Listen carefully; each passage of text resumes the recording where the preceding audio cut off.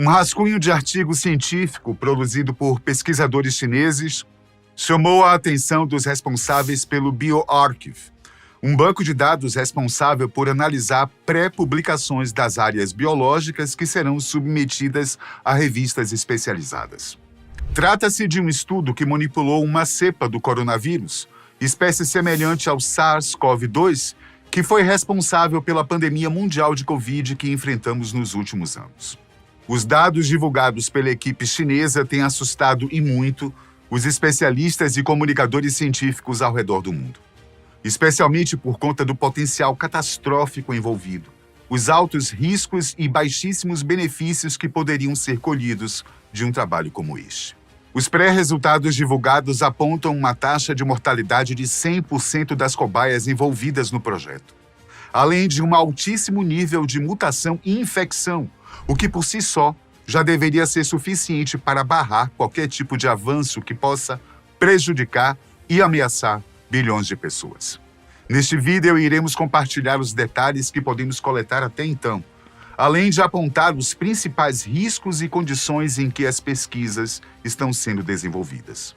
Fique conosco para entender o que está acontecendo. A notícia veio a público na terceira semana de janeiro, através do portal de notícias britânico Daily Mail, que não demorou muito para ganhar espaço em grandes canais de comunicação no mundo todo. Até então, a pesquisa parece estar em seu início. Como comentamos, os resultados sequer foram publicados oficialmente em revistas de divulgação científica, mas já assusta a maior parte dos especialistas que temem os possíveis impactos que o estudo pode causar, sobretudo pelas condições em que está sendo conduzido. A equipe responsável conta com cerca de 10 profissionais, sendo que alguns estariam ligados às forças militares do país, segundo consta na matéria veiculada pelo portal de notícias. Os pesquisadores clonaram uma cepa da classe do coronavírus, mesma família do agente causador da Covid-19. A principal característica dessa classe de patógenos, que inclusive lhe confere sua nomeação, é a coroa proteica que forma sua estrutura externa. É ela que é responsável pela transmissão do vírus que se conecta aos receptores das células dos hospedeiros para infectá-las. Geralmente, os coronavírus estão associados a doenças respiratórias, mesma forma pela qual se dá sua difusão. E, em sua maioria, não costumam provocar nada além de um simples resfriado. No entanto, com as mutações ocorridas nos últimos tempos, na natureza ou conduzidas em laboratório cada vez mais, eles têm se tornado uma preocupação. É justamente isso que está acontecendo em Pequim através deste experimento. Os cientistas clonaram e provocaram mutações em um vírus encontrado em pangolins, conhecido como GXP2V. Este mamífero, que possui escamas e é semelhante aos tatus e tamanduás, vive principalmente na Ásia e na África. E sem a nossa interferência não há risco de infectar humanos. Então, por que, para usar uma expressão cotidiana, mexer com quem está quieto? É isso que a comunidade científica tem questionado. Se o vírus que acomete esses animais não pode ser transmitido para nós, por que mutá-lo em laboratório para torná-lo transmissível? O que estaria por trás disso, além da curiosidade científica? É inegável que a ciência avança diariamente produzindo melhorias em nossas vidas através de novas tecnologias, desenvolvimento de curas e tratamentos, produzindo conhecimentos que nos permitem enxergar melhor o passado, presente e futuro, além de expandir nossas fronteiras para lugares inimagináveis. Nem mesmo o céu é mais o nosso limite. Porém, todas as pesquisas, experimentos, enfim, qualquer tipo de investigação científica precisa ser muito bem estabelecida, com parâmetros e objetivos claros, além dos mecanismos de segurança para proteger os envolvidos e, claro, da transparência dos métodos, que é o que garante a fidelidade dos resultados e a possibilidade de replicação do estudo. Mas, como veremos a seguir, este nem sempre é o caso. Para início de conversa, os objetivos dessa pesquisa que está sendo desenvolvida na China não foram divulgados. Este é o primeiro ponto de alerta. Afinal de contas, não há resposta para as perguntas de por quê ou para quê. Só assim seria possível analisar os riscos deste projeto. Afinal de contas, será que realmente vale a pena conduzir um experimento com um objeto tão sensível? Especialmente depois de tudo que acabamos de enfrentar? Mas não para por aí, não. A metodologia usada pela equipe é bastante clássica. Foram eleitos 3 grupos de camundongos, cada um contendo cerca de 4 indivíduos que foram submetidos a diferentes condições. Um deles foi exposto ao novo coronavírus mutante. Outro recebeu exemplares do vírus que foram inativados. E, por último, um que não foi exposto a nada, para funcionar como um grupo controle. Mas há algo intrigante neste processo. Os animais escolhidos não foram ratos comuns, mas camundongos humanizados, que são geneticamente modificados para se parecerem mais, fisiologicamente falando, aos humanos. Ratos normalmente são usados como objetos de pesquisa, pois já possuem certas semelhanças a nós, como o funcionamento químico do cérebro. No entanto, em alguns casos, eles podem ter sua composição corporal alterada para se assemelhar ainda mais a nós, o que faz com que os resultados das pesquisas sejam mais fidedignos ao que seria com cobaias humanas. Neste caso, os animais foram preparados para ter pulmões parecidos com os humanos, que é justamente o alvo de infecção dos coronavírus. Ou seja, a intenção dos pesquisadores não é simplesmente checar a taxa de infecção em outros animais que não são os hospedeiros naturais do vírus. Até porque, se este realmente fosse o caso, não seria necessário induzir mudanças laboratoriais na cepa original.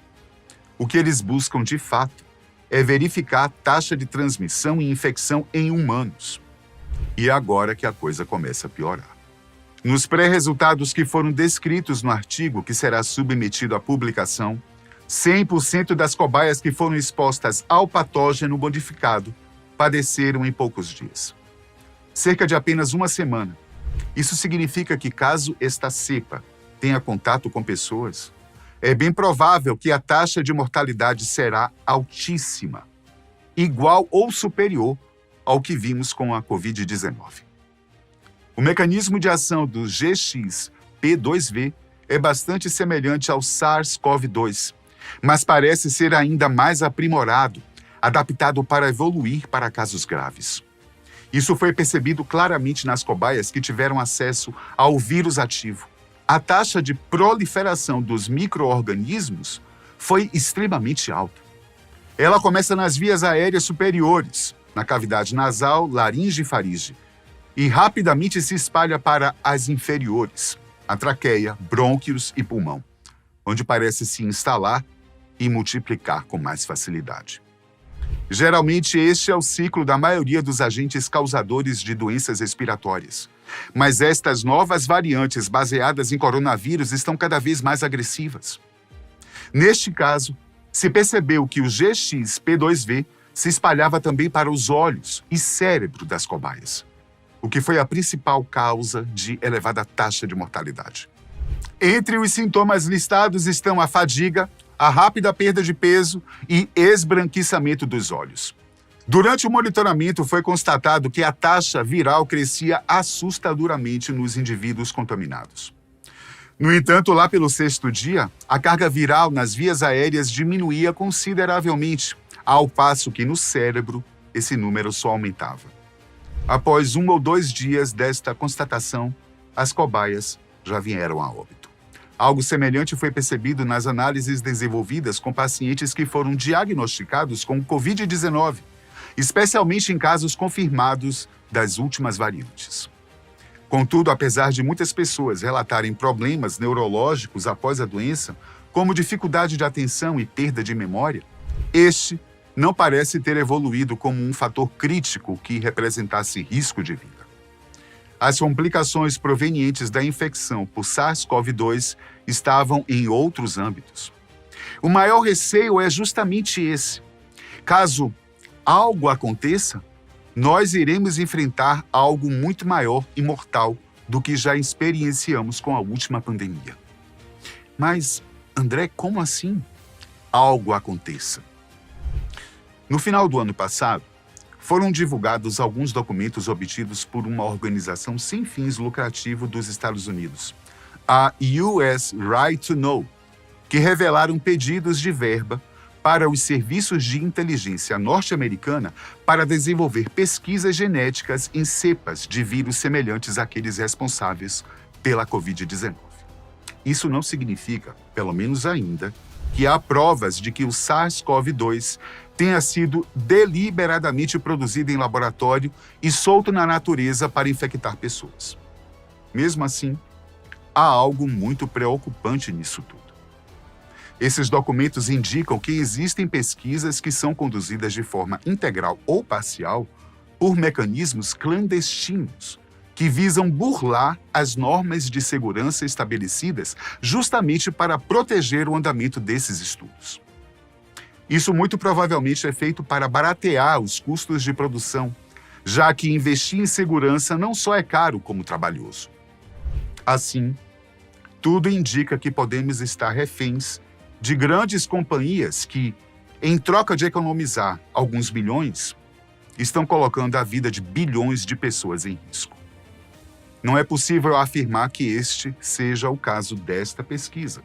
No entanto, a falta de informações claras acabam levantando suspeitas, especialmente por conta dos traumas que precisamos enfrentar em um passado recente e dos indícios que cada vez mais apontam para os casos de irresponsabilidade que a ganância humana é capaz de produzir.